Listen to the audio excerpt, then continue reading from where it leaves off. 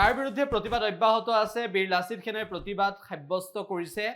তিনিচুকীয়াত প্ৰতিবাদী কাৰ্যসূচীত অংশগ্ৰহণ কৰি শৃংখল চলিহাই কেইবাটাও মন্তব্য কৰে ভাষিক জাতীয়তাবাদ সেই ভাষিক জাতীয়তাবাদৰ ওপৰত যদি আক্ৰমণ চলায় প্ৰত্যাক্ৰমণ হ'ব হিমন্ত বিশ্ব শৰ্মা আমি ভয়াতুৰ জাতি নহ'ম প্ৰত্যাক্ৰমণ হ'ব সৰ্বানন্দ সোণোৱাল প্ৰত্যাক্ৰমণ হ'ব তুমি কেন্দ্ৰত বহি আছা নহয় তোমাকো সকীয়াই দিছো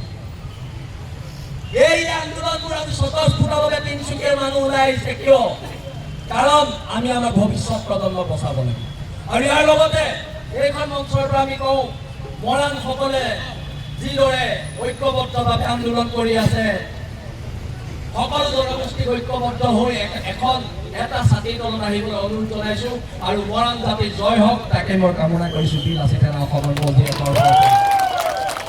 আৰু তিনিচুকীয়াত আৰু এটা কথা কৈ যাওঁ ইয়াত মাজে মাজে বহিৰাগত মানুহবিলাকে এখন হেৰি বুলি ভাবে ইউপি বুলি ভাবে নাভাবিলে অসমৰ উৎপাত কৰিলে চবকে তিনিচুকীয়া অনা অসমীয়া ব্যৱসায়ী মানুহ মই চবকে কৈ দিছো এখন ইউপি নহয় অসমৰ উৎপাত কৰিবি ঠেং ভাঙিবি হ'ব ঠেং অসমীয়া ল'ৰা এজন হাত দিলে এইটো একদম স্পষ্ট তহঁতক কৈ দিছো বেছি হৈ তহঁতৰ উৎপাত ইয়াত দেখি আছো দুটামান পুলিচৰ পইচা খুৱাই ইয়াত মানুহ মাৰিবলৈ আহ নচলিব এইবিলাক ইয়াত আমি আছো একদম সকীয়াই দিছো দেই সাৱধান থাকিবি তহঁতে যোনে যোনে শুনি আছ খং নুঠাবি আমাৰ খং উঠিলে দিগদাৰ আছে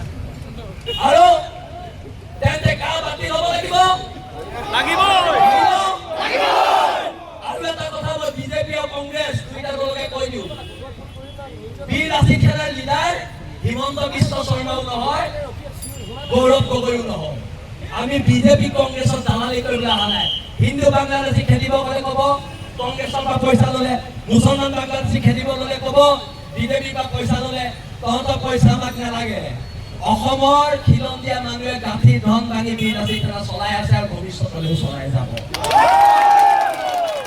আমিও ভিখাৰী নহয় নহয় আমি অসমৰ খিলঞ্জীয়া ভূমিপুত্ৰ ইয়াত যদি ইউপিৰ পৰা অহা মানুহ এটা কোটিপতি হ'ব পাৰে ইয়াৰ ভূমিপুত্ৰ মানুহ এটাও কোটিপতি হ'ব পাৰিব আৰু এইখিনিকে কথা দীঘলীয়া নকৰোঁ আৰু সকলোকে মই ধন্যবাদ জনাইছোঁ আজি তিনিচুকীয়াত হৈছে কাইলৈ আজি শিৱসাগৰ সকলোতে হৈছে কিন্তু হিমন্ত বিশ্ব শৰ্মা যোনদিনা দিছপুৰত হ'ব তেতিয়া আপোনালোকৰ অকণমান দিগদাৰ হ'ব যেতিয়া দিছপুৰ যাম তেতিয়া কিন্তু দিগদাৰ হ'ব তেতিয়া আপোনালোকে ইয়াৰ আগৰবাৰতকৈও ভয়ানক পৰিস্থিতি হ'ব আৰু এই যে সংগ্ৰামখন ঐক্যবদ্ধ হ'ব লাগিব আজি মৰাণ জাতিয়ে যি ঐক্যবদ্ধতা দেখুৱাইছে সেই ঐক্যবদ্ধতা